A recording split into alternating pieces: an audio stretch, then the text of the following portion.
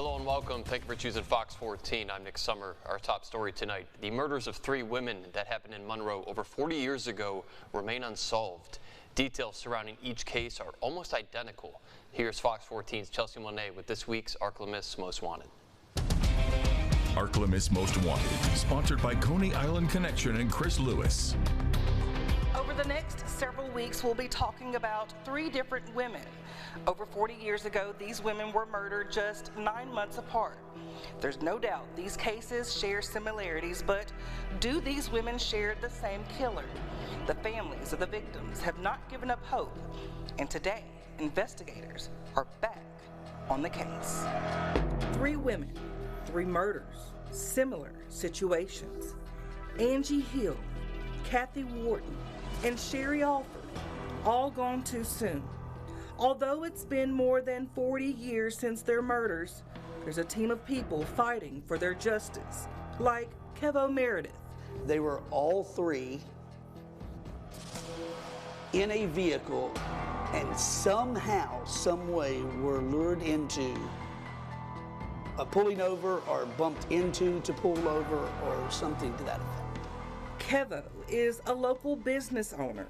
When he and friend Carol Brown learned the stories of these 3 ladies, they just knew they had to help.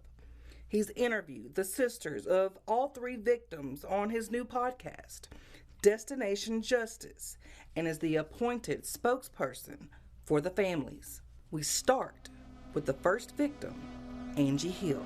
In August of 1980, Angie was found murdered on the south side of Monroe. Her body discovered near an industrial park near Richwood Road number 2. So her vehicle was found in the Lake Shore area around Melvin Drive. There's a shopping center there. It was found there as if Angie had just stepped out of the vehicle and vanished, like engine running, lights on, radio playing, etc. Angie was planning a normal night out as she was getting off of work. She had worked at a convenience store, which is right off what was then NLU, right off campus on Desert, Highway 80 Desert.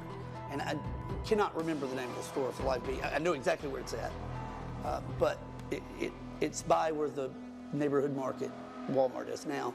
But yes, so she left there, took a coworker home, and was en route to take the night's deposit, cash, to the owner or boss's house, which she always did. This was not an uncommon thing, and never made it there. In 2021, we spoke to Angie's sister, Dorothy Hill. She's heartbroken and wants answers. I'm 64, and so that's 4 decades. And at best, I may have 2 decades left. If I'm lucky, I may have 4, but we all know the last 2 of those won't be pleasant.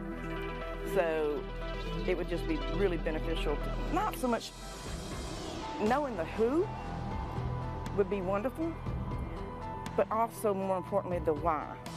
9 months after Angie's murder, Kathy Whorton's car was found abandoned, engine running, in the middle of the street, and her body found in South Monroe, just like Angie's.